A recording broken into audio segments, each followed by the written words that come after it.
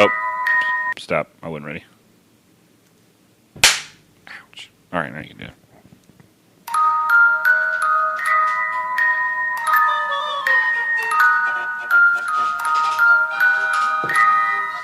Fakakta Comedy Funhouse Network.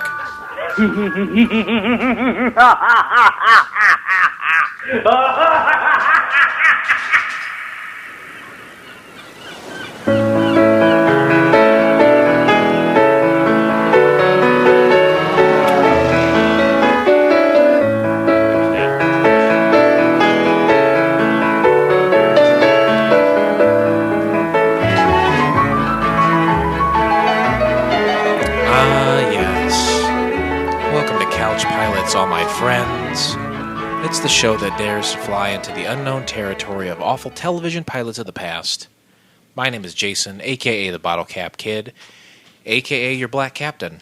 And with me, as always, is my best friend in the whole wide world, times 2 plus infinity. His name is Philip Restisher. How are you, Captain? Whew, I'll tell you what, we had some technical difficulties right off the bat.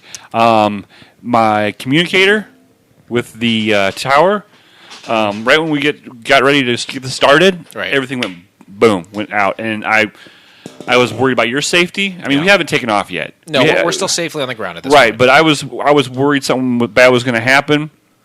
But I think I've got the issue resolved, and man, that was close. Yeah. Whenever there is any kind of mechanical issues, before we even take off, it makes me really worried about the rest of the night. Really? Well, to me, it's an indicator. It's like the best time to go on a commercial airplane flight is after one has crashed. And I know that sounds terrible, but to me, it's like everything is tightened. Everyone's crossing their T's and dotting their I's. And how many times do you get 2 commercial airline crashes back to back? Right, exactly. So to me, it's best to have the little hiccup on the ground like we just did before we get into the air. I mean, because as we do the rest of the checklist, we'll just be more detailed and be more aware. We're tight there, and the chances of something else happening are slim to none. So I feel good. Some would say ill and none, which means people get sick sometimes. It's a good year for the roses, as far as I'm concerned. You know it, buddy. I wish I had a little rose icon. I really hope that doesn't become a thing. You don't want it to? I really didn't Google it, and I took your word a while back on what that meant. But it's a bizarre turn of phrase, isn't it?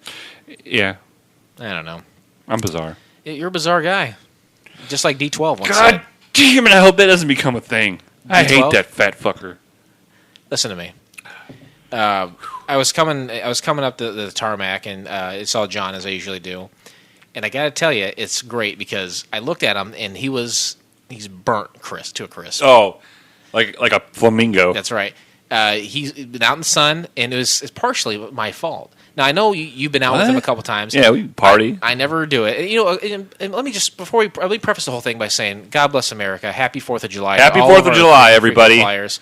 What a great time to be alive. What a great country to live in. All hail President Trump. I know it's going to happen. I can't wait for it to happen. He's going to set us all straight. But back to my story. I saw Tarmac John, and he was just burnt to a crisp because him and I were out at a pool party this weekend. Nice, a pool party. Yep. Did you have your summer shorts on? My summer shorts? I did. It's all like a kind of a Hawaiian flower themed. Yeah. And it's great because it's like a new technology where after you swim in them, they dry very quickly. Oh, that's nice. So I don't have to change back and forth. You don't get your chafed butt. Right. You always get that, like when you get you've been swimming all day, and you get out of the pool every once in a while, and you sit in like one of the lounge chairs. You get chapped butt, chafing. It's terrible. Not these. This is a new space age NASA technology, and DSJ actually turned me on to it because he's loaded, right? And he's like, "Jay, have you heard about this new technology?" It's one of his new investments, probably. It is. I think he does own some stock in it. And he said, "Hey, check this out." And I was like, "Okay." So I looked into it, saw some consumer reports, and I loved it. And I bought some instantly, and a tiny bit of that, just a fraction goes back into DSJ's. How much pocket. were they? They were $250. What size did you get? My size. I'm getting pretty fucking fat. No. Me too.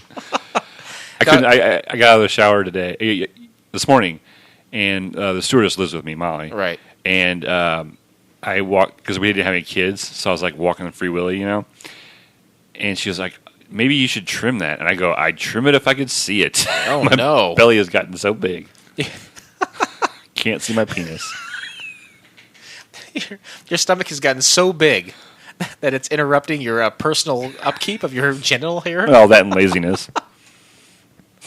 Oh, that's fantastic. Oh boy, but no, I've At the pool party. I'm a size. I think I'm a size. I'm 36 waist. Okay, not which bad. is not. No, it is not good. I'm a 34, so Are you really? yeah. But I wear mine underneath the bulge. See, the top of my shorts just touch the tip of my nipples, just like the very bottom of it. Okay. That's how high I wear my shorts. Makes sense now. All right, so you're at the pool party. Yeah, we're out there. It's actually my sister's husband. He's his family. He's got this really cool pool and a pool house and everything. So we're out there partying. It was just a summertime, cookout. Doing some heroin. No. Oh. Why would your mind go there? July 4th. You always do heroin on July 4th. Okay, I'm not going to dispute it, but is that a thing? Well, yeah. People, why? Because it enhances the firework experience. Or Exactly. What? Is that really? Yeah, it trips you out. People used to take acid until they got heroin. The next best thing, right? NASA invented heroin, and then someone bought stock in it, and boom, to the moon. NASA. It's all a circle.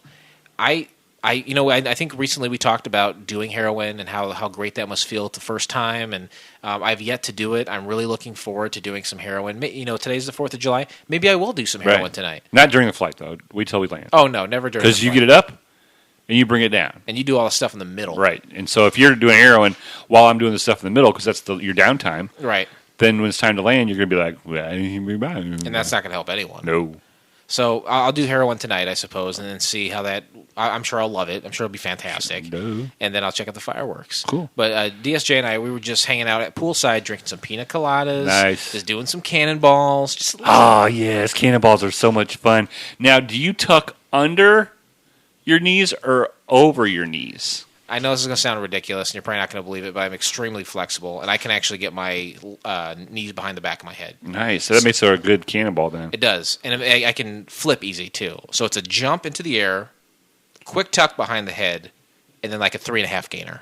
Nice. Yeah. What's that guy? Louganis. Greg Louganis. It's the Louganis bomb, is Yep. what I call it. But we love hanging out at the pool. He was in great spirits. Pina coladas for everyone. Right. He was in the kitchen at the blender. Boom. Oh, man. Yeah. That's cool. One part vodka, or what? One part it's tequila. Or no, what is it? I think it is vodka, right? One part pineapple, or 3 parts pineapple juice. 1 part coconut cream. Blend it, ice. Boom. Right. Knocks it out of the park. Just getting a little toasted out there. Sure. Music, dancing. Absolutely. Put it on the 1980s hip hop station. Oh, man. Yeah. We did that on your ride home from Chicago. And you hated it. You're like, where is the goddamn George Jones? I said, you got the music on the way up. I get the music on the way back. It's fair. It's fair. It's fair. All's fair in love and war. War of the Roses. Hope it doesn't become a thing. Geez. But count me out. Anyway, what did you do this past weekend while we were doing the Louganis's? Well, originally we had planned to go to Chicago, Another trip to Chicago. but we didn't go. What happened? We sold our tickets. The Dixie Chicks. No, that was actually today, which is actually 4th of July. June 5th. No, for the 4th of July, we were planning to go to Moonrunners in Chicago, but we sold our tickets. It's time to, kind of hunker down. And you're eyeballing to purchase a home right now. we're eyeballing it. Yeah. It's a big eyeball. Sure. So Molly loves fireworks. It's one of her favorite times of the year. 4th of July and Christmas she loves. And so we went to every 4th of July spectacle in the towns. Do you ever try to combine the two, like Christmas and 4th of July? You ever try to do that, smash them together? We do that for Halloween. Oh, Halloween, what do you smash that with? 4th of July. Oh, so I save the fireworks, some of the fireworks for 4th of July. Then we carve pumpkins, and then we take them outside, and we put a bunch of fireworks in them, and then we blow them up and videotape it. You blow up the pumpkins. Well, they don't blow them up, but like sparklers come out, Oh. and they fire things come out. It looks really cool. I was going to say, I mean, there's a pretty thick membrane inside a pumpkin. It would take something pretty good to make that explode, but it's more of a display out of yeah, the pumpkin. it's strictly a display because you spend all that time. Every year, I videotape my brother smashing the pumpkins once they're kind of rotten. He's a welder. Mm-hmm. He welded this big hammer, It's like a comically sized large steel hammer. Please hammer, don't hurt him. And he hurts them all right. Despite whatever MC Hammer has to say, right. He hurts those rotten pumpkins. It's hollow, so it's easy to lift, but it's a big flat hammer surface. And we'll take it down to the creek, and we'll set them all up, and he'll smash them. And I have a videotape every year of him doing that. Nice. Is he a violent person normally? No, but it comes it's out. Like a purge. It's like the purge. Absolutely. It's a fit of rage that he gets out every year. Between that and his torturing of small animals. Oh, they're small. Yeah. They can't defend themselves, that's for sure. That's the kind of women I like, ones that can't defend themselves. Ladies and gentlemen, the captains have turned on the fasten seatbelt sign. Okay, so I'm pretty sure I said it at the top of the show, but this podcast is called Couch Pilots. It's the definitive failed television pilot idiot's take on it podcast. Honestly, the further we get into these pilots, the more rear their ugly heads. I'm starting to believe that these one-off TV shows have garnered a shared consciousness and are now pulling us deeper and deeper into the vortex that is horrible television viewing. But it's okay, because Blake and I love to watch them. It's the only thing we have in common. Yeah, I mean, basically, there's nothing that we talk about. I mean, there's times you come over here a lot. I mean, pretty much every day. I'm over here every day. And I'm like, you want to play some ping pong? No. Like, and then I'll be like, hey, do you want to play Chinaman hell checkers? No. No. I'm like, do you want to watch a failed pilot? Yes. Count me in. High five it. So that's the only thing we have in common. And you know what? Like I said, it really is. Like every time I look for something, I'll be like, oh, I've heard of this. Let me find this. And then I'll be like, oh, here's 10 more. Right. And wow. It's an abyss. You and I, at the very beginning, were like, we're probably in over our head. First of all, no one cares about this. No one's going to listen. And we're going to run out of content. Lickety-split. Not the case. There's a lot to be seen out there. Right. And folks that listen to this show, frequent flyers, a.k.a. RIP, they know that you do most of the legwork for this show. Because you're the producer. I was born with big legs. My mom's got them. My dad doesn't. I got her genes. And I tie a nylon rope, around your ankle. Mm-hmm. Because when you dive into these, sometimes if I'm not paying attention, I put a little bell on it. A diving bell. And if it starts to go off, I know I got to start pulling you up because you'll never come back. It's I think 11 yanks is pull me up. Is an orgasm. 11 yanks gets me to climax. Sure. And it's also, and when I climax, and because semen floats. Oh yeah. Fat floats, semen floats, and when you see my jism surface, you know it's time to pull me out of the water. He's in danger. Right. And the longer I don't ejaculate, I'll just leave him down there. Oh yeah. Because I'm figuring you're not old enough to where you're shooting out blanks. No, not yet. So you're good. I'm good. Today we discuss the pilot episode of Hollyweird from the year of our Lord 1998. Great year. It's a great year. Highlights of the year. You ready? I'm ready. This is one of my favorite parts of the show. What do you like about it so much? Well, because it makes me. I can reminisce. Mm-hmm. I can reminisce about how it was. You like nostalgia? Yeah. Only when it pertains to me. I love nostalgia almost immediately. Sure. Like just a couple weeks ago, we did some IBWIPs. I remember those so fondly. I miss them. Oh, we'll come over tomorrow. Okay. We'll do some more, huh? 1998. Bill Clinton denies that he had sexual relations with former White House intern Monica Lewinsky, starting the Lewinsky scandal and investigations. That seemed like it lasted like 3 years. Didn't it seem like it lasted a long time? It did. And you know why it did? Because I hadn't lived much life at that point.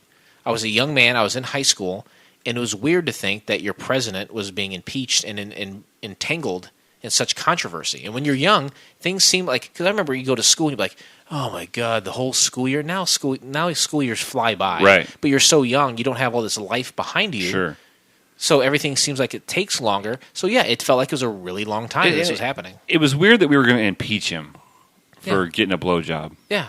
Let the man get some head. Jesus. Good Lord. What are you going to do, impeach us from doing the show? We've both given each other head. I mean, we've both gotten head. That's what I meant to say. Choose your words more wisely. I meant to say we've both gotten head. I did not have sexual relations with Philip Restasher. With that captain. Can you do a Bill Clinton? You got it. I know what you guys are thinking. She was not under my desk. That's more Jesse Jackson. That's more President Obama. Trying to find it. There it is. I'm from Arkansas. Free Willy star Kiko goes to Iceland for an eventual release back into the wild. I didn't even know they released him. They contracted him for the movie, and then when it was over, they let him go? Yeah, I think that's right. He was contracted to star and all. Did you ever see Free Willy? Many, many moons ago. Now, that came out in like 92, 93, I would think. Because this is 98 when they released him. Well, they were keeping him around because there was Free Willy 2, Free Willy 3. In space.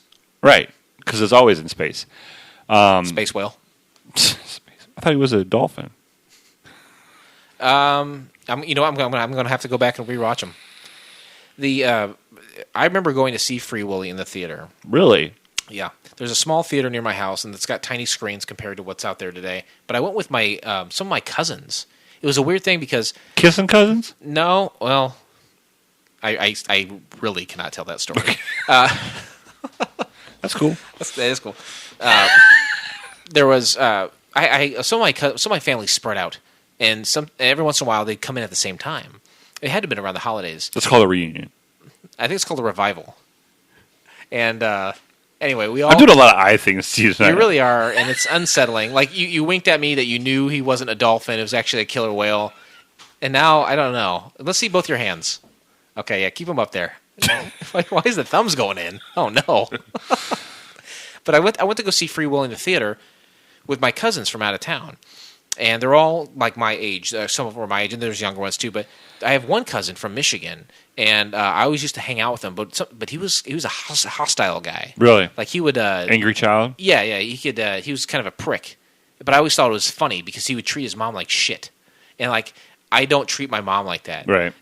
But the way he would treat her was just so horrible to her face, and she would just kind of put up with it. And to me, it was hilarious. Like it was one of those things where if someone litters a bunch, I hate that. Sure. But if it's like comically, like a comic amount, like I'll get it. Like it's funny, right? Even though it's horrible. That's the same way I feel about this cousin. And I remember him being in the theater, sitting next to me, and he yelled at our cousin, whose name was Emily, and he would say, "Free Emily!" Like he was likening her to a whale. Wow. He was such a prick, but I couldn't help it. There are some people that when I'm around, like I don't know if it's their level of confidence or what, but I am completely enamored. Enamored. I'm under their spell. I will follow him like a puppy dog, and he's one of those guys where he will just. I mean, and he's not necessarily a successful guy by any means, but it's his swagger, it's his attitude when he comes into a situation. I just completely fall under the spell of it. And I saw him recently for the first time in like 12 or 13 years. Still treating his mom like shit.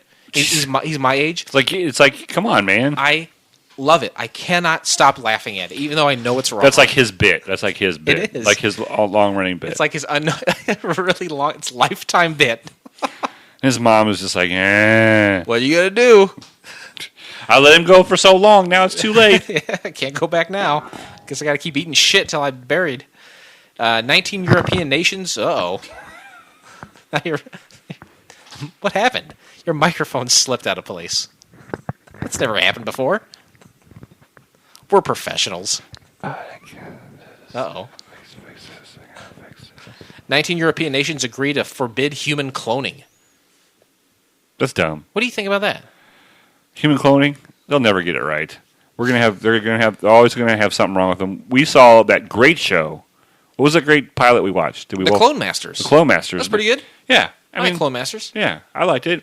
I don't care. If you want to clone people, go ahead. If it were up to those 19 European nations, we would have never seen Clone Masters. And that is the worst crime of them all. Call the UN. Maybe, you know what? I have their number on speed dial. What is it? 1181 118 4 extension 1. Hear me now. Uno. Extension Uno.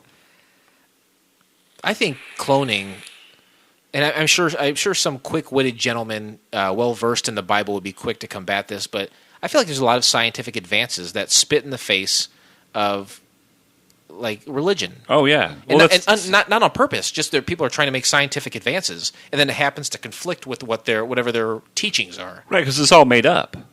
The Bible? Yeah. What about the part where he divides the Red Sea? That happened. Okay. That has been scientifically proven to have possibly happened. All right. What about when? What about Daniel in the lion's den? What do you do? Just hang out in there? Yeah, they all played. Oh, they shot the lion. They shot the lion. Yeah, and they fed it to the giraffe.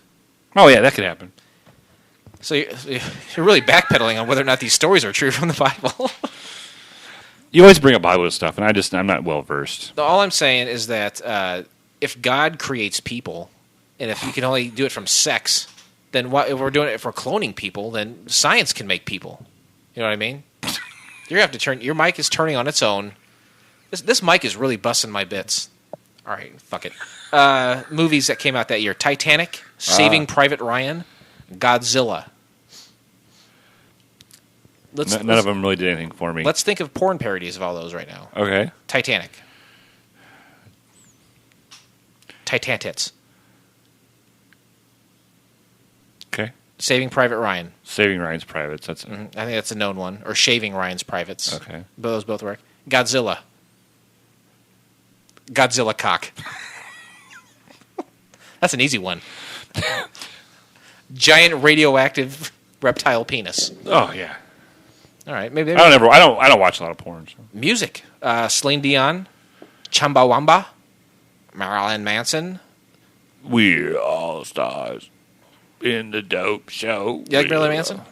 That was cool. I think there's a couple cool songs, but Yeah. Chumbawamba. I don't know who Chumbawamba was. I get knocked down, but I get up again. Oh, I get knocked down, but I get up again. Back then, you could just make a song and just.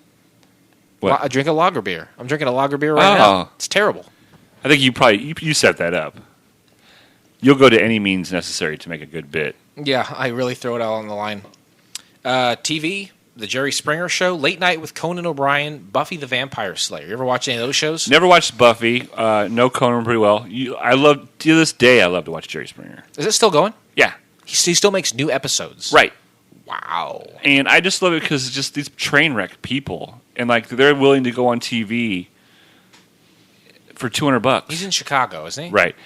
For $200, they'll fly people in, give them a decent hotel room, give them an outfit, and give them $200, and they'll put their shit out on vinyl. On vinyl. I remember being in high school. I would be in some class. I can't remember what it was, this government class or some bullshit. And every time the teacher would leave the room, we would turn on the Jerry Springer Show because it was on that time of day. Yeah, TV. They had TV up there. You turn on the morning announcements. You ever have morning announcements on TV? Channel 1. Remember Channel 1? We didn't have that. That was like a bunch of ATV guys. I don't. What is that? The ATV club. Like the guys on the four wheelers. Those guys would get together and they would be on Channel 1. They'd air all their exploits throughout the week. And so we'd watch that in the morning, and then in the afternoon when a teacher would be gone, we'd turn on the Jerry Springer Show, and we'd see. Where would the teacher be going? He was an old guy. He was a real old fellow. Oh, he had to go pee a lot because of his prostate. Yes, he'd always talk about how big his prostate was, and then he would compare it to the size of the legislative branch of government. And then he'd go take a giant piss, and then we'd watch whores get beat about the face with chairs. It's on in the afternoons now. Is it? Yeah, so you wouldn't be able to do that. Yeah. Well, what a time to be alive. All right, enough of that. How old were you when this pilot came out? 1998. 23. Yeah. That can't be right. I was 17. So that's right. So it's 23. I don't think your math is wrong. I think your math was wrong the last episode. Yeah, I think it was. You intentionally did that to me. No, I didn't intentionally. I was 18 on the last one. I'm 17 on this one. So you were right. You were 24. Right. So I really had you believing you were wrong because I really believed I was right. I did the math twice, and I was like, I screwed up. Did you ever think about selling cars? Yeah. You gonna do it? Yeah. Tomorrow? Yeah. Why did we choose Hollyweird? We talked so much shit. People probably forgot what we're even watching. Yeah, we're watching Hollyweird. There's 3 criteria. It must be free. We must be able to find it on the interwebs so we can provide it to you. And it must be a failed pilot that never went to series. Those are the criteria. Yeah, that's it. It's as simple as that. Because anything else doesn't qualify. We try to make it simple. I mean, there's a lot of stuff you have to get through to hear about whatever show we watch. Yeah. And so we want to make the other stuff simple. The rules.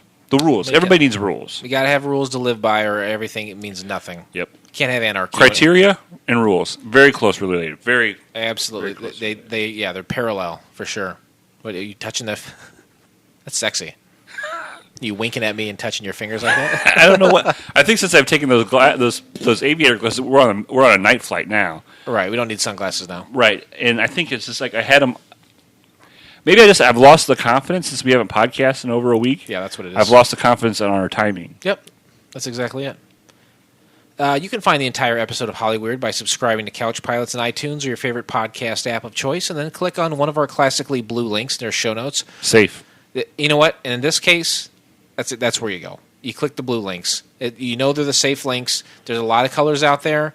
Blue's your best bet. Or what you can do, and some people might do this, you can go to dailymotion.com and search Hollyweird. Don't search Hollyweird. I put Hollyweird into Daily Motion. I didn't follow your blue link because I had some problems with the blue link. Because I didn't put it through our antivirus. Big mistake. Big mistake. So I tried to just go You to. get a lot of pop-ups, right? Yeah. You just got a lot of you don't do it that way. Go through our link Do it the right way. because you can't find it. If you type in Hollyweird, I couldn't find it. Well, another way you can do it if you really want to is go to Google, type in Hollyweird 1998, and then click on videos. It'll pop up there. That's how easy it is to find this stuff. It really is. You that don't easy. need us. No. You want us. You definitely want us. All right. Ready. Flight attendants, prepare for takeoff, please. Here we go, buddy. Later, DSJ. I was going to say, at night, it's always tough to see him, but since he's burnt red to a crisp, he looks like a Christmas ornament down there. Right. Man, I bet he's going to be uncomfortable tomorrow. Oh, he's going to be in a lot of pain. He's going to be peeling like a reptile. I was peeling the other day. I got a weld burn from here to here. Was it a robot? Yep. No, I was actually welding.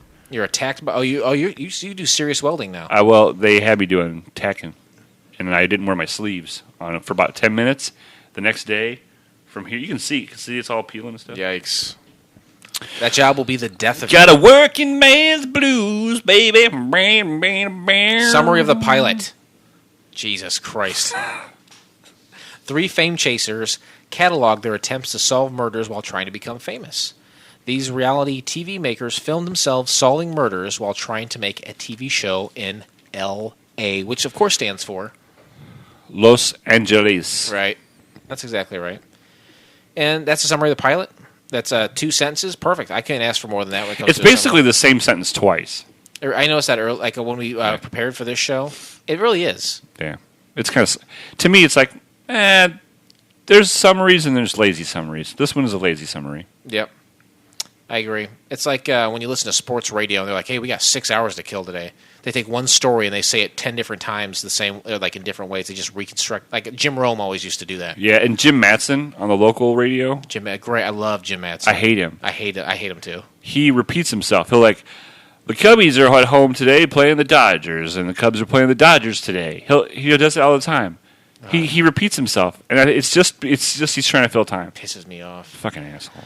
I hope your kids lose No, it's control of their bowels. There you go. Interesting facts. Great segment of the show. For me, I love this portion of the show. Other people, it's a love or hate thing. Sure. People are all in for it, or they're like, just get past this section. Because I think what it is, they don't want to be tempted. Right. It's all about temptation. They do not want to be tempted, and it's part of life. Every day we wake up, we're tempted from Satan. Squeeze used to say, tempted by the fruit of another, right? But it's tempted by interesting facts. And some would say that they originate... Tempted by the interesting facts Jason's gonna provide. That would have been a bigger hit. By the devil himself. The devil went down to Georgia. He's looking for his old steel. Looking for some facts. For the facts to comment on. I told you once, you son of a bitch, don't post on our Facebook page. No. All right, so... Yeah, we'll present these facts to you, and there's no doubt in anyone's mind who's ever lived, now or coming up in the future, that these facts are true and 100% true. But You're going to have feelings about them. I don't care what those feelings are. I don't want to hear what you have to say about them. It won't change whether or not I'm going to say the facts. Nope. It won't change whether or not the facts exist. Just accept them for what they are, and let's move forward. You will be a better person. We're adding value to you as a human being, but I don't want to hear any of your comments about them. Don't do it. This was written by Sean Cassidy, the older half-brother of the Partridge Family's very own David Cassidy, who is a dreamboat. Huh. You like dreamboats? I love dreamboats. We go camping. We let the kids have toasted dreamboats. You take a banana, you split it, and you put marshmallows. You put chocolate chips in it. Oh my God. You wrap it in foil. Yeah. You stick it on the prongs, and you Yeah. put it in the fire. Yeah. And there you go. You got a dreamboat. Holy God, that sounds good. Sign me up. Except for the banana part. I don't need them. You just like the marshmallows? No, I just like making them for them. Okay. So you'll physically handle a banana? No, not until they're wrapped in foil. Got it. You don't want that stink on you. when looking this up, I looked up Sean Cassidy. He's a good-looking guy, just like his younger half brother. Anyway, directed by Master of Horror Wes Craven. Yeah, when I saw that at the beginning, I saw presented by Wes Craven, and I was like, this is going to be good. Created by a creator of A Nightmare on Elm Street and Scream. Yeah, I mean those are hardcore. Those are money makers. Ching. And we'll talk about it a little bit more later. But to me, this show, there's a lot. It came out a year and a half, 2 years after the movie Scream, and to me, it's a lot of parallels. Sure, a lot of parallels to that. The feel of it and the how they did it. Yep. It's funny that you can't show breasticles on TV, or there's not a lot of nudity on TV today. But things get a lot more graphic today. Like right. Basic cable, you watch The Walking Dead, and they're chopping a guy's head off, and people are feasting on entrails. Right. You say, a slasher movie was a big deal, like in the movie theater. Right. It was a big deal. But now they show them stabbing each other, cutting their heads off, and blood squirting everywhere. Eating people alive. You ever see an Eli Roth movie? Holy God. Eli Roth, he does Hostel. You ever see the Hostel movies? I saw the first one. The Green Inferno. Aftershock. Don't watch them. It was scary? They're not scary. They're just like, I think they've gotten to a point where like, hey, you know what? Nothing's scary. So we have to gross you out. I'm going to have a guy take your body and just rip it apart on screen. You'll get to see everything. We'll be doing the worst possible. We're gonna have sex with a person while they're being murdered. God, I love that. Jesus. You know what? Watch those movies. They're right up your alley. All right. I'm down to clown. If anybody out there wants to be murdered while I have sex with you. Oh, my God. I will. I love the movie Scream. And so, to me, that boded well when going into this. You went in with a positive attitude. Right. I didn't. You did not. Why didn't you go into this? I had so much trouble. Oh, right. We'll get into that in a second. Yeah. Well, we'll get. Well, I know. That's a whole. We're segment. doing interesting facts. I know. Excuse me. Wow. Whoops. Stars Bodie Elfman as the nerdy, greasy Trey. He's married to the super hot meta milk boner inducing Jenna Elfman. How did that happen? He's not. It's really funny. Is I had not planned to watch this show until about a couple weeks ago, and before that, I had heard an interview with Bodie and Jenna Elfman on the Adam Carolla podcast, and I didn't know what he looked like. I had no idea, and then I see this guy, and I'm like, Jenna Elfman is smoking hot. Right. She is. Dharma and Greg, that show sucked, but right. she is a beautiful, beautiful woman. Right. And this guy, pretty geeky looking, right? Nerd. He even talks nerdy. He really does. They do a podcast and like a vidcast or something. I think you're right. Yeah. Yes, I think they do. How did she married down? Well, I think he's got Money. probably a little bit of that, but I think he's one of those guys who just has unbelievable swagger. You know what I mean? Just like my cousin. But my cousin's The mom hater had a lot of swagger. Well, he had that confidence. He had that attitude. Okay, He just sucked you in. And I think that's what Bodie Elfman must have. It didn't come through to me in this pilot. No. But off screen, he can apparently nail it down. Because Jenna Elfman, milk boner. Meta. He's a goofy character actor who you'd probably recognize if you saw him. Did you recognize him when you saw him? Yeah. Also stars Fab Filippo. Never heard of the dude. He was Charlie. Yep, he was Charlie. And He's the cookie cutter, handsome, like late '90s hunk. Yeah. To me, he looked like every other. like not greasy hair, but curly, kind of messy, kind of greasy. Yeah, like, hey, I've got product in my hair, right? And I don't care if you know it or not. Right. I'm going to wear this leather jacket, and I'm going to have product in my hair. Yep. I got a smoking hot girlfriend. He really does.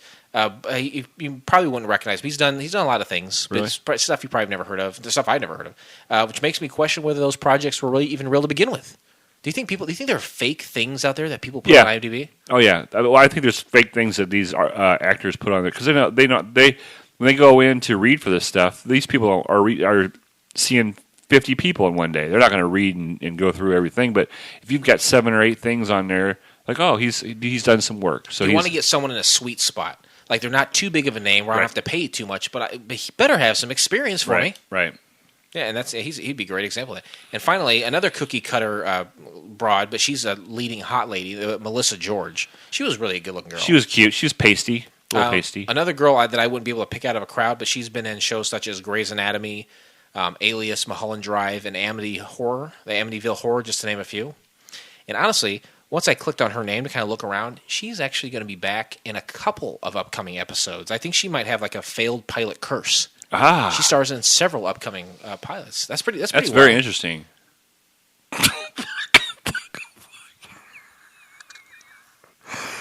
That was unintentional. Okay, just you know what? I don't want to cut this out. You're not supposed to comment on these.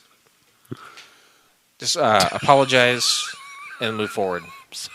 I mean, no one made a bigger stink than you earlier talking about don't post this stuff on the Facebook page. And don't cast a stone, you know? I was enjoying it so much. I was so enthralled in it that I completely forgot what segment we were on. I thought we were just talking about the actors. It's easy. Okay, you know what? Just real quick. There's a great Brazilian steakhouse that I go to. I love it. It's called Fogo de Chao. There's other ones out there called... I don't know. There's Ponderosa? Definitely not Ponderosa. There's a handful of these Brazilian steakhouses, and when you go there, they give you a little circle card, and one side is red. You explained this card thing to me. Right, and one side is green. And if the green side is up, it says, bring me meat. Bring me meat. And the red side, you flip it over when you're done eating meat. So don't bring me no more meat. So maybe you need a card over there that reminds you when you're in and out of interesting facts. Good idea. I'll work on it. What would the card be in the shape of?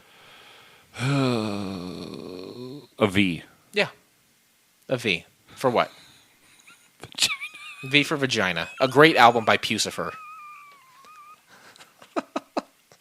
Break down the pilot. What a great time to break down the pilot. Boy, oh boy. Hollyweird. It starts with nighttime. A sexy cheerleader. Yep, she's leaving Hollywood High. It was game night. She's by herself. There's no crowd. There's just one kid skateboarding by. Yeah, there were a couple kids sitting back up on the stoop, but yeah, there was no real crowd. It was a very weird situation. They really, this is only something the late 90s or before could get away with, because this girl, she's fully dressed as a cheerleader. Mm-hmm. She did not change out of her cheerleader outfit. She has no ride home. She's walking through the bizarre streets of L.A. seedy streets of Hollywood. That's right. And she goes home to where her grandma is. And she goes upstairs and she strips down and gets naked. And I'm thinking, I'm getting hard as a diamond. And this is a high school student. Why are you doing this to me? I know that in my head this is wrong. Right. I think about a high school kid this way. Why are you doing this? And right before, as she was walking, they did a shot of the newspaper, and it was like 3 cheerleaders murdered. Yeah. And she's going home, and you're like, ooh. And she kept looking behind her. It's a classic horror movie setup. Sure, exactly. And you're right. She gets in the bathroom. She closes the door. Mm-hmm.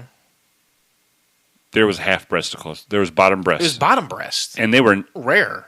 It went from below the belly button to half breasts. Yeah. And like to see the belly button and the part of the breast in the same one, I'm like 1.5. Right. Wow. 1.5. Wow. Yep. That's a lot for you. That's a big deal. I just was so conflicted.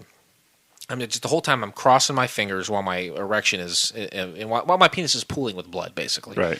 And I'm crossing my fingers. This girl better be 18, because otherwise the people who are making this are really screwing with me, and that's not fair to do to. And that website's probably linking back to your IP address, which then they can get with the cable company and find out your address and who you are. It seems like a waste of time and a lot of energy spent, but potentially they could do that, and then I'd be going to jail. That's how Jared from Subway got busted. By what? By his IP address? Yeah. I'm making a note of that right Actually, phone calls too, but... now. Horrible. Did you hear them? No, I don't want to hear that. That's awful. Oh my God. So she goes to her grandma's house. She gets in the showers. Her boobs are hanging out. A burglar creeps in the door. Can I say something before? Yeah. When she's walking up the stairs, okay, in the background, you hear what's on the TV. I missed that. The movie Psycho. Oh, really? And they reenact basically Psycho upstairs. That's what made it. That's it. In the back, the grandma was watching the movie Psycho, and you could hear them talking. My mind was in the gutter at this point because you said when she was going upstairs, there's an upskirt shot. I think dark and shadowy, but my mind, I can connect the dots. Oh yeah, I can definitely. I have an imagination of a 15-year-old. It's an upskirt shot, and guess what? I know what's up that skirt. What? A vagina. You know what? A beehole. Yep. Both things. Both penetratable. Yep. And it's not fair. Again, that I don't know how. I at this point in the show, this is an underage girl, and they're doing these things to me. You can't do that. Don't worry about it. I can look at underage girls all day long, and as long as they're fully dressed and everything, that's fine. But if you dress one up like a cheerleader and start going up her skirt and boob bottoms, I want my boob bottom. I want my boob bottom. Boob bottom plague. Boob bottom plague. Exactly. Anyway, it's all a ruse because the burglar goes up there and he rips open the curtain with a big knife and he stabs like a blow-up doll. Yeah, but it looks like Psycho, and I missed that on the TV. I wish I could have high-fived you there. I could, but and then the guy's like, "What's going on?" And then a guy who's creeping around outside that he thought was going to be a villain, he busts in there, and they start like with these comically large like 1920s newspaper. Right. It was yeah. They were cameras. They were just popping. They were popping the flash bulbs, and this guy, and then he's like, and the guy, the burglar tries to run into the living room. He's like, "Hey Trey." Here he comes, and he turns around. And he was dressed as his grandma, and he's popping, and they're just. And meanwhile, this scene right now here is bad on your eyes, but try to do it buffering, where it's skipping back and forth. Okay, let's get into that. And hold on, and you're seeing flashes like 3 times as many as there actually was. The audio, the flashes are going off after you see the flashes. I know you watch all these on your laptop, right? Yeah. I say that I pull them up on my phone and then I airstream them to my Apple TV. It's not a complicated setup. It's a humble brag. It's a poor man setup. My whole life is a series of poor man gimmicks and like backwoods trying to fix things up. I'm watching this on my TV and I didn't have any problem buffering. The quality of it is not good. No, I will definitely give you that. The quality in the audio, the visual and the audio is not good on this, but I didn't have any problems buffering. So if you can stomach crud, visual, and audio, you'll be fine. You'll be fine. Don't worry about it. I think you had it. I think it might be your internet connection or maybe I tried my phone. I tried the laptop. Really? I tried the tablet. Well, I'm sorry to hear that. I will say they're taking all these big flash photos. I'm really disorienting the guy. And they're backing him up, and they back him up into this like some kind of medieval torture chamber. Yeah, like some sort of rack or some sort of like a stockade. And they bolt him in and basically keep him there till the police get there. Right. And they're like, "Hey, we got him." Yeah, we got him. And they take a bunch of pictures of him. And it's like they're like making a movie or something. They're making a I couldn't tell if it was like I couldn't tell what was going on. They weren't clear until a little bit late. Even at the end, you really weren't 100 because you never like see an episode of what they do or even glimpses of it. But at this point, I'm like, this reminds me of Scream. That's what I thought. And yes, the Wes Craven connection, R.I.P. does help, but it's a lot of young, hip talk. A lot of like meta film references, just like in that Bodie Elfman character, the Trey guy. Right. He was the Jamie Kennedy of the. You know how Jamie Kennedy was in Scream. He was the guy who's talking. He knew all about the horror movies. And, sure. and the There's always that guy that's cliches. Like that can link the audience to what they're doing. That was the Bodie Elfman character because he was that kind of nerdy guy who was making all the meta references and everything. Anyway, what's their names? It's Charlie and Carol Ann. Charlie and Carol Ann. For some reason, I thought her name was Joanna for half the movie, half the show. Anyway, they're all making like a true crime documentary, like a reality television show. Is basically what it kind of. Sure, yeah, it's like documentary wise. They're like taking real events that are going on and taking footage of them and making a movie out of them, whether it goes with what's really happened or not. They're kind of like modern day Hardy Boys. They're out there solving crimes and This is what it documenting should have been called, modern day Hardy Boys. I would have enjoyed it more. It's a mouthful of a title, but I would have enjoyed it. It all came out at once. So they capture this guy. The police are coming. They take off, and then they're kind of sitting around trying to plan their next episode. And the producer calls, and he didn't like the last one. He said it doesn't have the big three. Oh yeah. Now we have a big three. We do. It's got to be free. Mm-hmm. We have to be able to find it. Right. And it has to have failed as a pilot and not been gone to series. This has to be simple. Yep. Scary. Yep. Third one? Sexy. It's got to be sexy. High five it. So they're sitting around, and all of a sudden, I think they get a call or they hear it over the radio that there's one guard dead, and there's one missing. It's like at a water tower down at like a studio or something. I think it was like a shopping center. Okay, yeah. There you go. So they head down there, and like the police are all there, and like the news is there trying to talk to the detective on the case. Yeah, and they like have the camcorders. Yeah, and they're trying to act like the girl's trying to act like a reporter. They're trying to blend in. You're trying to blend in. Maybe so get a little bit more access. They're getting real footage, and the girl Joanna's doing that. Yeah. Or no, Carol. I'm sorry, I was already calling you. So Carol Ann's doing that, but the other two guys they kind of separate and they kind of try to get photos and stuff from different angles, and at the same time, kind of keeping their eyes open for clues, which Charlie does find. Yeah, Blue's Clues. They're right. so excited. So they finds a clue. Yeah, that was a napkin or a bag from Cantor's Diner. Yep. It was on like the roof or something because he was up on like a next to a pool of blood or something. Something gross, yeah. And so they're like, let's follow up with that. And so him and the girl, Carol Ann, the two of them go to Cantor's. It's like a diner. And it's something, I must have missed something because of the bad audio, but they get there, and there's a very excitable waiter saying, "Hey, are you guys like shooting a movie or something?" Yeah, I saw you, he's like, "I saw you guys with the camcorders. Are you guys making a movie?" Yeah. And they're like, "Wow, he's like, I'm an actor." It's more of a documentary. We're not looking for actors, right. But thank you. And then they seat them, but why was everyone so quiet in this night? Did you get that? Yeah, he said something. Because they were talking loud, and he's like, "Hey, I was like, our noon crowd likes it to be that's what quiet." It was. Okay. And so they're thinking, you know what? They're taking video down with a crime scene, and then they find this clue, and they're like, let's take some video in here of the people here. Maybe the killer is in here, this is such a long shot, right? Such a like today. Maybe I'll go eat Hardee's, and then I'll kill a man. Right. I like Hardee's. I'm not going to go back the same day. Sure. To me, that's a really long shot. That the guy would be there, but they were so sure that since they had that Cantor's bag or napkin or whatever that would be the first place to start. So they got that, and then the guard or the detective back there was saying, yes, someone was humming Freebird. Yeah, by Leonard Whistling Skinner. Freebird, and then they're sitting around talking about it at the diner, saying, and one of them was like, "What's Freebird?" It's like these fucking idiots don't know what Leonard Skinner is. Yeah, everybody knows Freebird. It's the most requested song ever. Yeah, I'm not a huge Skinner guy. I mean, some of their stuff is all right, and Freebird is extremely played out, but everyone knows that. It's a 15-minute song. You got to know it. How do they not know Freebird? That's ridiculous. It gets played at every wedding. Ugh. So when the bride comes down the aisle. Yeah. I hope when I get married. They're trying to figure out the song, and so the girl stands up, interrupting, and she's like, "Hey, is anybody like karaoke?"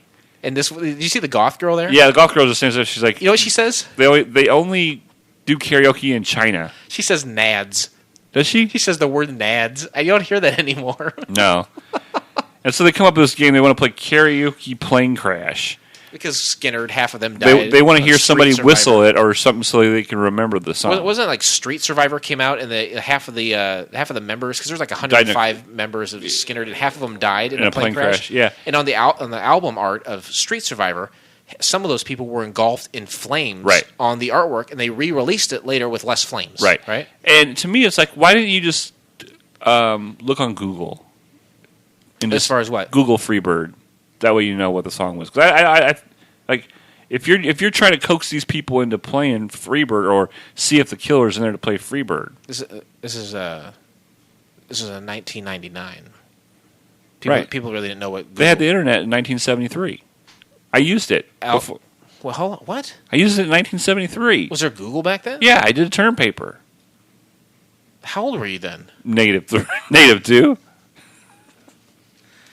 I thought Al Gore invented the internet in the mid-90s. It could have been. I don't know. My mistake. No, that's fine. Maybe it was just a dream you had.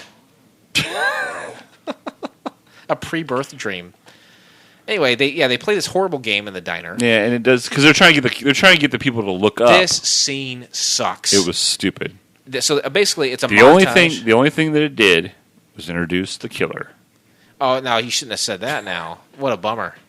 Okay, so Sorry. they're doing they're filming everyone individually singing songs.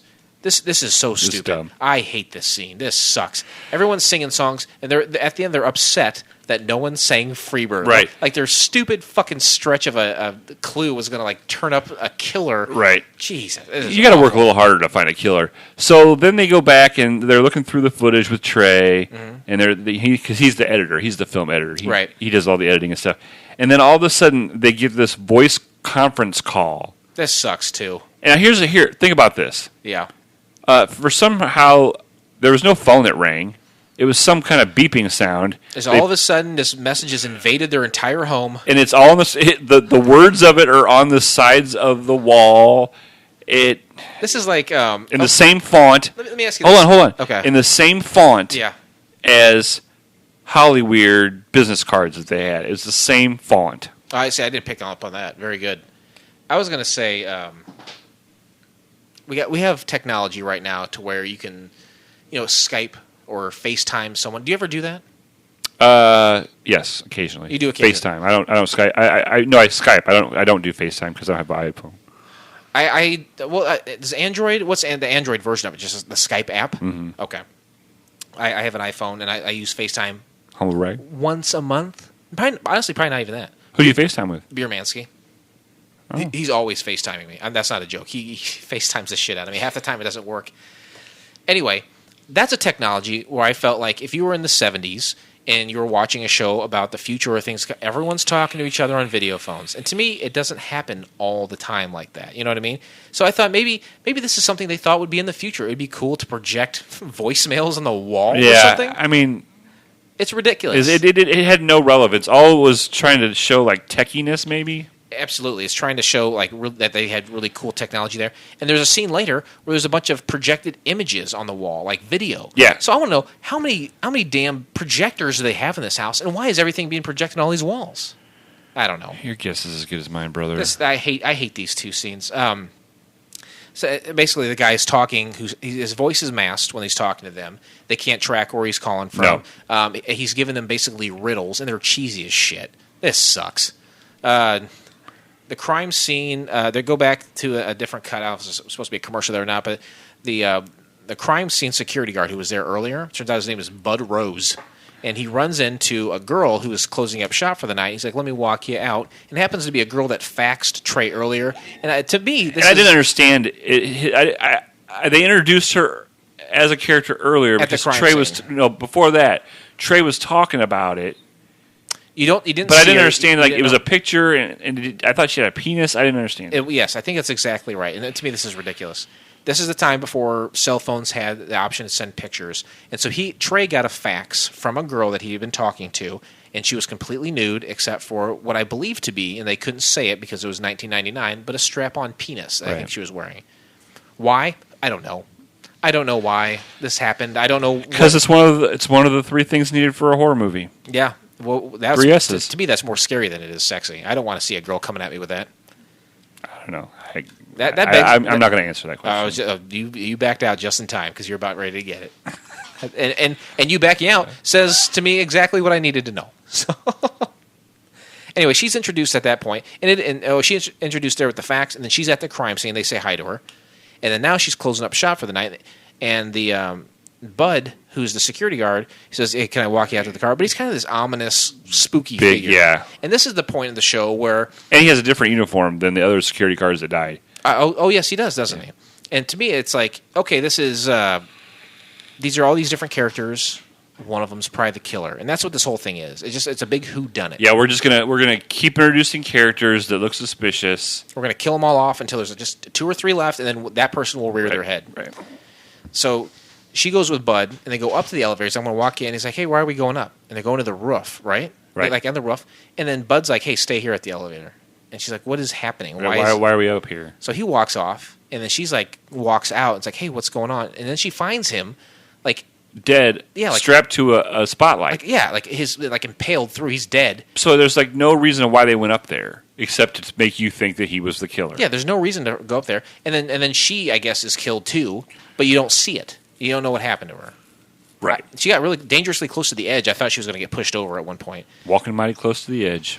Anyway, and then they're like talking to people again in the aftermath of the crime scene, and another character from a previous episode of Couch Pilots, George Kennedy, talking about Breath Assure. I wrote down guy from Breath Assure commercial. Right. Here we go. High five it. He doesn't plug Breath Assure at that time, but he does briefly makes a comment. Anyway, at this point, the crew, our crew of Charlie, Trey, and Carol Ann, they spend time interviewing locals, and there's kind of a montage of this. The last one in the video is someone who apparently they investigated, said, hey, this person was at both crime scenes. He was at the diner. Right. And he had a LA Rams hat on. Yep. So I think but based on what he was wearing, I think they kind of picked him out. Right. They're like, why, nobody, he's got to be the killer because nobody's a Rams fan anymore. Very suspicious. So they look into his past, and he's an ex-criminal. He was in jail for a while. I think he had killed his father or something when he was really young. Stabbed his stepdad or something. Yeah, something like that for sure. And they're kind of going over this information at a diner, and at the diner, I think they're sitting on bean bags. What kind of hippie shit is this? And this is where she all of a sudden Carol Ann, yeah, all of a sudden she has a conscience. She's like, maybe we shouldn't be doing this. I'm like, this is her whole livelihood, lady. You came from Ohio to do this, and now you're all of a sudden.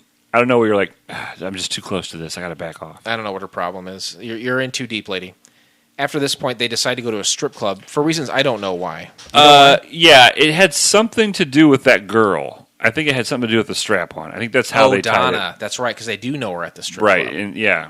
So they go there. I thought it was an S&M. I wrote because of the buffering and the bad quality of. You might be right. I thought it was an S&M store. And then she's like, "We have walkie-talkie nipple clamps." And who doesn't? Who wants to talk into their nipples? Me and Molly all the time. I'll put mine on, she'll put hers on, and we'll go to different rooms, and we'll talk dirty to each other. At this point, they're like, you know what? We think we know who this guy is. So they go to his house. Carol Ann and Charlie break into the guy's house while Trey's outside in the car, and he's like, he's going to give them the heads up. He's going to give them the high sign if someone's coming back to the house. Yeah, and like they walk in and they see there's Leonard Skinner memorabilia everywhere. Oh, you're busted, buddy.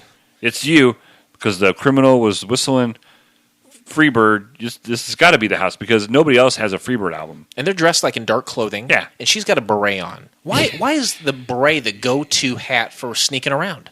For ladies. Yeah. Because you want to be sneaky but stylish. And the French are notorious for being sneaky and stylish. That's true. And, yeah, you're right. They're going through and Charlie's like, are you scared? And Carol Ann's like, yeah, but I like it. Oh, I didn't catch that. Yeah, I was like, this is fucking stupid. This sucks. And he's like, hey, are you scared? Good. And they're like, yeah, but I like it. Oh, hey, something smells bad. Oh, yeah, something smells bad. Like they walk into this house, they've been in there for 5 minutes, they don't smell anything, then all of a sudden, there's a stench in here. They go into the kitchen, yeah, and there's a sink, and stuff's bubbling in the sink. Yep. He puts his hand down in there. Ugh. Why would you do that? You wouldn't find me doing it. Guess what he pulled out? A hand. A hand. His hand goes in, he pulls a second hand out. It's totally gross. They're freaking out now. Oh, my God. Harlan. What's that? Harlan comes home. Oh, that was his name, Harlan? Yep. Okay. What does this say? At this point, Trey's outside, right? So he's outside waiting for him. And the waiter from Cantor shows up. The actor-waiter kid shows up and is like, hey, are you guys filming? Are you guys filming? And he's like, let me know. I'm an actor. Let me know. He's like, get the fuck out of here, dude. This isn't a game. We're not here for you. This is get out, beat it, pal. And then you're right. Harlan comes home, and then Charlie and Carol Ann head to the basement, and apparently there's a tunnel down there. Right. That has a bunch of railroad roller coasters and. It's like a hole in the brick wall. They go through it. It opens up into a labyrinth of like fucking Batman's cave down there. Right. And all of a sudden you hear Leonard Skinner music playing. Leonard Skinner's playing. It wasn't Freebird. No, but the other guy, Holland was his name? Harlan. He knows they're in the house, and he's going nuts. He's like, "Why are you in my house? Yeah, get out of my house. I know what you're doing." So Trey gets a hold of the police. The police are heading over there, and the two are now like stuck in the Cineplex because apparently they're under the Cineplex. Right. They say it's amazing he lives that close to it that is pretty wild in a residential area. It's so stupid. And then they like go into the elevator shaft and they get stuck in there because I think Harlan like breaks something. Yeah, because he's swinging a pipe all over the place. Oh yeah, he's screaming. He's going I'm gonna kill you. Yeah, because they invaded his house. He's going nuts. And then, of course, if they're in an elevator shaft, what happens next? The elevator's going to The squash him. elevator's going to come down. So the elevator starts to come down. Carol Ann escapes and tries to get him. Of course, because she's the pretty one. Yep. And then... You think he's dead. And Who? then you think Charlie's dead because he's stuck in there. Yeah, it's got to be, right? And then Carol Ann comes out. She sees Trey's like... Trey kind of like sneaks up on her. Right. And so at this point, everyone's fair game. Is Trey the killer? Right. We don't know.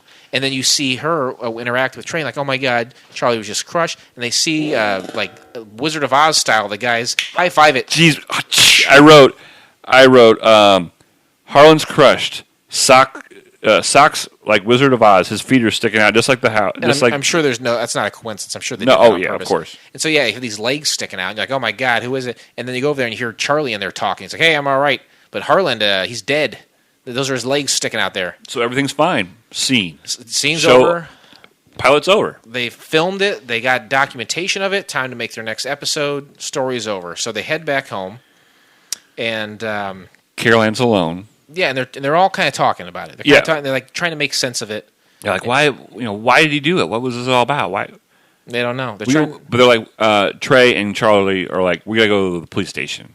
Yeah, so they head off, and Carol is in there. Carol Ann's doing whatever. She's taking a shower. Getting ready to take a shower. And all of a sudden, you get there's another voice wall message thing that goes yeah, on. it's distorted voice, and there's whatever he says is depicted on multiple walls in the house. Yep, and you hear all this, and then something like he's like, "Hey, turn around! I'm inside your house." And she turns around, and it's a broken glass, just like Scream. Yeah, just like Scream, because his voice is masked. And then surprise, surprise, it's that waiter that we've been saying. The murderer is the waiter. But why would it be the waiter? What would he? Why would he? What motive would he have? We'll find out in a minute. He was like chasing her throughout the house at that point. Right, and the coffee pot. Yeah. He fixed it. Oh, was it broken? It was broke because that's why they went in the cafe. But she mentioned it in the cafe. I missed that. And it looked like blood to me. It didn't look like. It looked red. It didn't look like coffee. It looked like clear with like a hint of red in there. Yeah. And she like dumped it in his face. He's like, Christ! And then the projections are Lord on the and wall. Savior. Is her like screaming because they shot some footage of her screaming of it. Now on every wall in Just this randomly. massive, beautiful home in the Hollywood Hills, it's her screaming, and it's kind of freaking the guy out. Right. He's walking around with a gun. It's kind of like it's exact same thing as the flash bulbs. He's disoriented. Right. He sees it there. He's spinning around. Yep. So she grabs a snow globe. She like breaks it. It's like a Breaks it in his eye socket. Yeah, it's like one of those snow globes that's got like the Empire State Building or something in it. So she shoves that in his eye socket. He's like, my eye. Yeah, it's terrible. And then he like beats her up a little bit, and he's got a gun at her. Right, and they're like on the porch. Yeah, they're outside at this point. And then Charlie comes in and gives him a Street Fighter uppercut, and the dude flies off the balcony to his death. And he looked like he fell like 6 stories. Oh, it did. I was like, this is the best condo that These kids are like, I think that girl literally was 22 to 24 years old, and these other guys are probably that or 30 right there. And this is a beautiful $1 million home in the Hollywood Hills. They're making reality TV, man. Bank. Making bank. So they knocked him off, and then Charlie just killed a man. And then Trey says, hey, who wants coffee? Right, yeah. Let's stay calm. I know you just ended the life of another human being. And I know that before we left, the coffee pot wasn't fixed. I just assume it is fixed now. Yeah. And and they did find out that they did some documentation. The reason why Charlie and Trey came back is because the mother's will, and it had something to do with the house. So the guy went to jail for killing like the dad or the stepdad. Harlan. Yeah, Harlan. And then when he came out of jail, his mother had passed away, and she left the house that she lived in. She left it to him and the waiter because the waiter was like subletting the house. Well, it had become like a son to her in sure. that time. So now you got these two guys living under the same roof, and the waiter was trying to frame the other guy because he had a criminal past, and then he put all that Leonard Skinner stuff, and he was really trying to frame him to get rid of him so Right. he could have that So he house could by have the himself. house. It wasn't that nice of a house. No, it wasn't that great. The plot makes sense. Sure. It's not that great, but it definitely made sense. Yeah. And that's pretty much the end. That's the end of that. That's the end of it. Well, this is the beginning of this promo. How do you like that? I love it. Promos.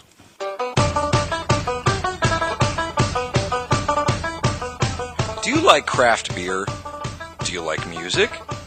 If you don't like either of those, I hope you at least like laughing. And if I've still got your attention, the reason I'm asking is this. I want you to check out my upcoming podcast called Drunken Lullabies. I'm joined by my co-host Blake Szymanski and a rotating cast of characters. We do beer reviews, play music by bands we think you need to know, make you laugh a lot, and hopefully get you tipsy right along with us. We'll be bringing you a new episode every Sunday, and we hope you'll close your weekends out with us at Drunken Lullabies. We'll educate you on new beers to try, new albums to hear, and make you laugh at non-stop pop culture references and juvenile behavior, which is what you've come to expect from the Fakakta Comedy Funhouse. Look us up at fcfnetwork.com. We'll see you on the Sabbath. Cheers. And cheers to you, old friend. Cheers to you, my friend. Here, let's cheer right now. So cheers up. This evening I'm drinking a Tiger world-acclaimed lager beer since 1932. And what are you drinking? I'm drinking a Powerade strawberry lemonade. It's a Clink.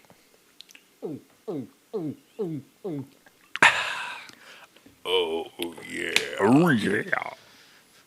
Drunken Lullabies. Great show. Great podcast. You like funny banter. You like craft beer. They talk about craft beer every week. They got a sponsor. They do a sponsor spotlight. Sponsor spotlight. Spotlight. Sponsor spotlight. They do indie music. They introduce you to great bands. You know what's really funny? I was listening to, oh, damn it. I want to say it was Mark Maron or someone recently, and they had someone on, or, oh, damn it, I can't remember. There's some popular podcast I was listening to where they mentioned the band Beach Slang. So, yeah. Someone was in a band, Yeah. and then they went over to, and they started the band Beach Slang, which was the first band featured on Drunken Lullabies. Amazing. An episode that I happened to be on. Hey, there you go. So, cool bands that, pop up their head or people who are really in the know about. These guys are hip. They're cool. Get on the tip, man. Get on the cool music tit? tip. Yeah. Why would you get on a tit? No, the tip. Oh, the tip Get of a penis? No. Why does your head go there? Why does your penis head always go there? Well, I don't know what you're talking about sometimes. It confuses In me. the 90s, cool black people would be like, get on the tip. Oh. Like get on the music tip. Get on the whatever. Get on the weed tip. Get on the tip of the penis. Okay. You do not get it. Please remain seated as we are now crossing a zone of turbulence. Ooh, it's getting rocky in here. It is. And honestly, this is the time of the show where we usually talk about why we think it didn't work, but we don't have to do that quite as much this time because they're going to tell us why it didn't work. I found out that in what appears to be a nasty rift, the creator of the show, Sean Cassidy, he pulled out of the troubled Fox drama Hollyweird, which Fox now confirms will not make it to the fall schedule. So there's a series of events that happened to where what pulled him out of the project, basically. Fox won't say whether the studio's USA project is now dead. Obviously, this is a little dated. Sure. But its chances of finding a mid-season home were probably damaged badly by Cassidy's defiant departure. If Hollyweird does go away, it will be just the latest of several projects that have been scrapped after receiving an order from Fox. Having spent much of the last year trying to fix something I never viewed as broken in the first place, I am withdrawing from the process of deconstructing Hollyweird, Cassidy said in a statement. The pilot that Fox bought was as fresh and original as anything I've ever been involved with. After Fox ordered Hollyweird, it scheduled it for Thursday nights at 9 p.m. this fall. The network decided the show needed to be recast and reconceived. Cassidy said in his statement that the original cast and plot needed no work. I have thoughts on this. Thought me. This looked like an expensive show. Yeah, it did. There's a lot of plots, or not a lot of A lot of scenes. A lot of back. Yeah, a lot of different places they were filmed outside on the streets. And that's one of the most expensive parts of making a pilot. All locations. Location is location. That's exactly expensive. Right. It all adds up to expensive. You're absolutely right. So there wasn't a one set thing like The Nerd, or it wasn't like a 3 set thing like Adventures in Babysitting. They were all over the place. This looked like a really cool, hip show. And I bet you it's super expensive to get scrolling text on a wall. When that technology doesn't exist yet? Right. That's exactly right. So, to go back and recast and like reconceive the show after all that money's been dumped into that, because that usually the pilot is made probably 6 months or better before, and usually as cheap as possible to just try to get the point across. This is what we want to do. This is what we hopefully turn into a series. But it was made so far in advance, it probably cost hundreds of thousands of dollars to make that one episode, and they were just going to put it in the trash can because they wanted to recast it and reconceive it. To me, this reeks of Wes Craven trying to recreate a milquetoast version of Scream for TV, and they got a seasoned Hollywood writer like Sean Cassidy to try to take the cool, hip stuff that you saw in Scream in a rated R horror film and put that onto the network television. Right. That's what it looked like to me. Yep. And to me, it makes sense. That makes sense to me. The execution, questionable. Right. What would you have done to improve this show? I would not have made it. No, I guess I'm not a big horror fan. This would have been we should have gotten Shannon involved. He's the host of S&M Radio. You're right. We should have. And I texted him today and I said, "Hey, have you ever seen this?" Because he's big into horror movies. Wes Craven. Right. He said, "I never heard of it." And I said, "Well, thank your lucky stars." And he had mentioned that TV horror is difficult to pull off. Yeah. Mostly trying to pull it off on a weekly basis. Well, there is a Scream television show now that's on MTV, and I saw the first episode, and it's okay. But now, here we are 15, 16 years later beyond Hollyweird, and you can get away with more on TV. Sure. There can be more graphic murders and more, I think, suspense. And just like comedy, I think horror goes in phases. Sure. And there's like, oh, now it's torture porn right. we're watching, or ooh, now it's paranormal stuff. Right. Ooh, this is a slasher film. It goes in cycles like that. So maybe something like the Scream TV show that's on now, which I think is entering its second season soon, maybe that's something more akin to modern tastes of horror and teen. And because this was more of a 20-something thing. Sure. And there's a lot. This is all high school related. Yeah, I think. I think it was just very obvious. To me, it was very. I mean, I'm not a smart guy, but it seemed very obvious what was going to happen. So no real suspense. I wasn't suspense. Yeah, me neither. I knew that wasn't the guy. I knew the guy in the blue jacket with the. It's too easy. It's too easy. It was right off the bat. I do remember in Scream really thinking, who is the killer? Right. When I saw that in the theater when I was probably like 14, and I was like, who is the? I am genuinely kind of spooked and scared. I don't know who it is. Right. This right away, I was like, the second time I saw the waiter, I was like, that's the guy. Right. That's the guy. And you knew it the first time you saw him. Yeah, because why else would they have made it so significant? Like they made that scene just so they could introduce him as a character. Right. Because if they would have never went in there, so it. And this came out really before reality TV was a phrase. Right. There was stuff on television like the Real World and the Road Rules. True stories. I love that. It's the cowboy from the second season. I love it. True story. I think this could have worked in a different capacity.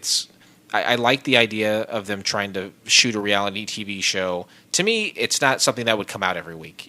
These would be just kind of renegade filmmakers, because it would be impossible to say how many murders, or we're constantly solving murders. What are we going to solve? 10 murders a year? Murders? How many murders have you solved? I've never, as many murders as I would like to have solved. 0 is the answer to that question. You're right. I mean, you couldn't keep. If this is what they did for a living, they couldn't keep up with it. Oh boy.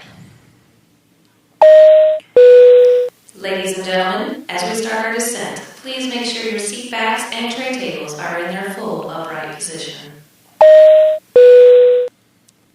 IMDb scores this 4.8.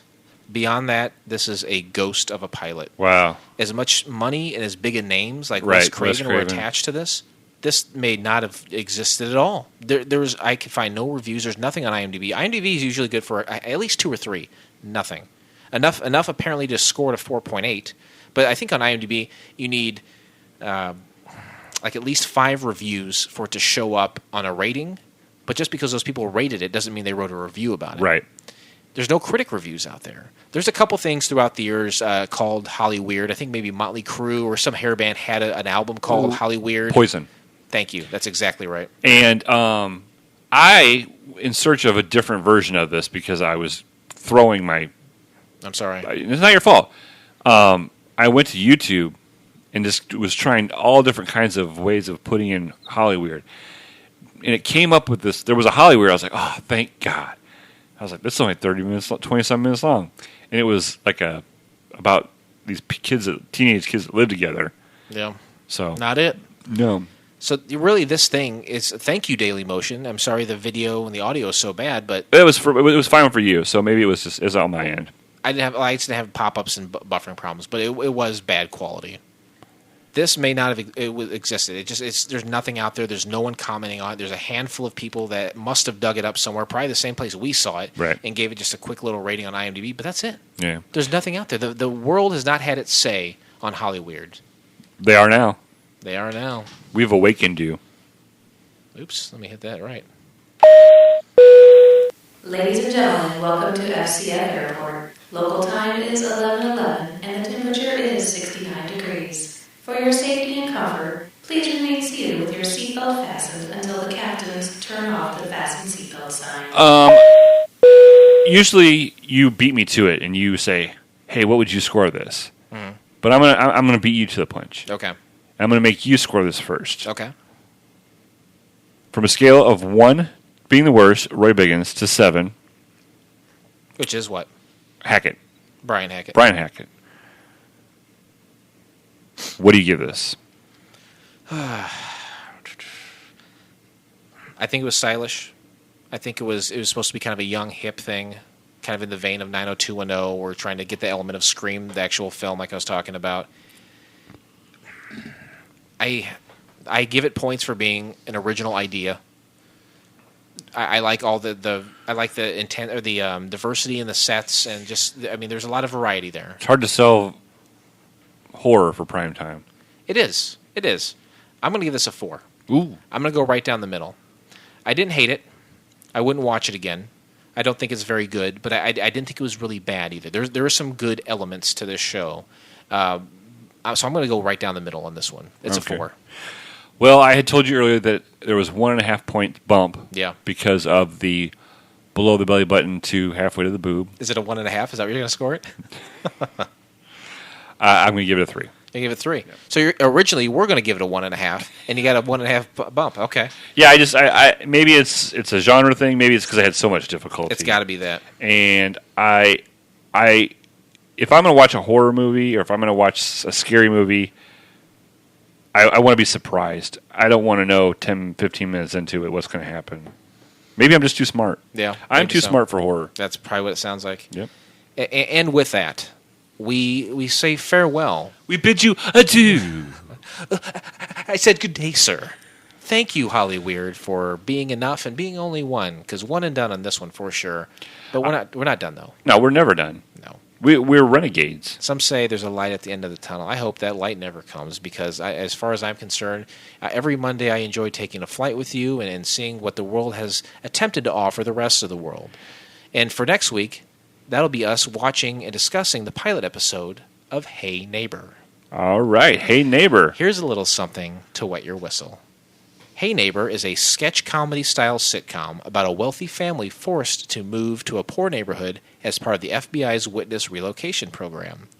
You can find the entire episode by subscribing to Couch Pilots in your iTunes or favorite podcast app of choice, and then click one of our classically blue links in the show notes, or go to The Nerdist and search Hey Neighbor. I'm not going to give too much away. Sure. But first of all, I know that Chris Hardwick is the head of The Nerdist, and I know you don't like him.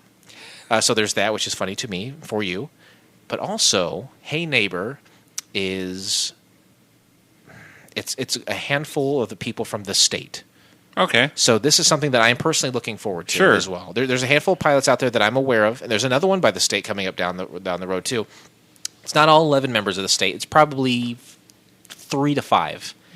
So I'm excited to watch this. I haven't seen it yet, and I think I'm going to guess that you would be excited to watch it too. Yeah, I enjoy the state. I enjoy it from a lot of people from the state. I also found out yesterday that, and this is probably already out by the time we do this, but Showalter was on the new Michael Ian Black podcast, How to Be Amazing. Oh, fantastic! Because is it already out right now? No. Ooh, They showed a picture of him. I can't wait to hear it because I love those two guys. I miss topics. I've seen them live a couple times, and I love them. I love they're probably real smug pricks, but I love their comedy. Hey, we're smug pricks. Absolutely, we are. Don't approach us. Are you Michael Ian Black or are you Showalter? Ooh, Between the two of us. I would say Showalter probably. Yeah, I would say I'm a Black. Yeah. Bleh. Check us out at couchpilotspodcast@gmail.com. If you got suggestions on a show we should watch in the future, if there's something we missed, we'll come back and we'll wrap around Sure. and talk about it again. If there's something that you know about a pilot that you want us to talk about, Constructive criticism, we'll be happy to read it. absolutely. We don't necessarily know if we're going to initiate it, Right. but we're gonna definitely read it. Thank you very much. Go to fcfnetwork.com. Check out the entire family of shows. Take the FCF Network Challenge. Yeah, and check out our YouTube page, Couch Pilots Podcast, because we're going to put up our second. This is our second run, and we're working out some bugs, but I think it's another way to watch it. Yeah, be engaged. Be a frequent flyer. Get those points. Get your surprise prizes. You Get know your what? AVL Thank you, glasses. thank you, thank you, You're welcome. thank You're you, welcome. You're thank welcome. you. You're We had welcome. not talked about that in a couple episodes. Frequent flyer points. If you download the shows, if you subscribe to the shows, if you send fan feedback, if you, Fan feedback on any level. on of any social media, you earn frequent flyer points. We have a very sophisticated system here using a pachinko machine. Yes. They're very hard to come by. They're made in Japan in the late 50s, and they contain gears that do not exist anymore. We have a specialist that takes care of it, that fixes it, and it's the only guy in the world who knows how to do it. It's a very expensive and high-tech machine that takes all of this input and converts it into frequent flyer points from you, our frequent flyers. There's only one other pachinko machine in the continental United States. Is that right? Who owns it? Holiday World. Holiday World. Holiday World and Splash and Safari in Santa Claus, Indiana. Oh, really? They have a pachinko machine. I didn't know that. And That's you so can- close. Yes, and you can try. Visitors Yeah. can try the pachinko machine, and you can. The top prize of the pachinko machine. Aviator glasses? Nope, Oh, what's that?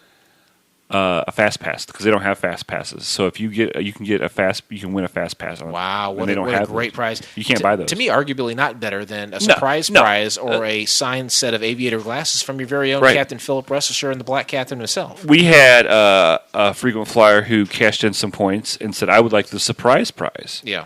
And we usually don't tell people what those were. This time, it was a signed pair of underwear by each of us. Surprise, surprise, my friend. Yep, and they loved it. Oh, he was beaming. Oh, they posted pictures on social media of them, like put them on their head. Yep.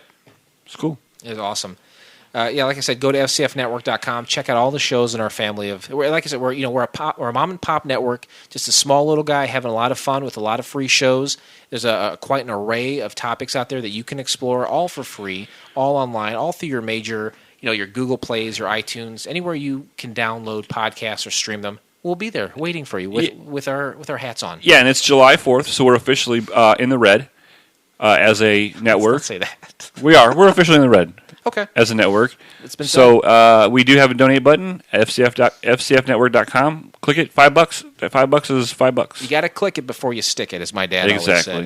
Do you have anything else for our frequent flyers for all of our listeners today? No, I just want everybody to know that I love them. I bid them a safe and happy holiday. Remember, fireworks are not a toy. That's a great point. Take yeah. it seriously. Let's be safe. I mean, look at this. Yeah, look at that. He's missing his middle finger on his left hand. It's devastating to a man. This pilot may have been rough, but it's always a smooth flight here on Couch Pilots. Thank you, everyone, for listening, and we will see you next time. Love you. Want to touch your butt? On behalf of Couch Pilots and the entire crew, we'd like to thank you for joining us on this trip, and we are looking forward to seeing you on board again in the near future. Have a nice day.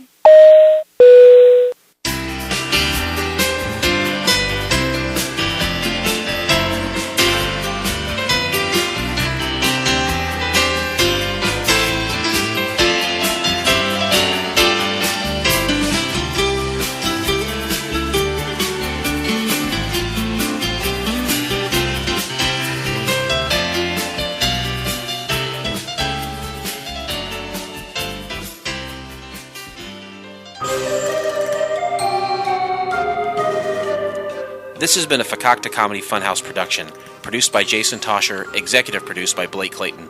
For more information and content, go to fcfnetwork.com.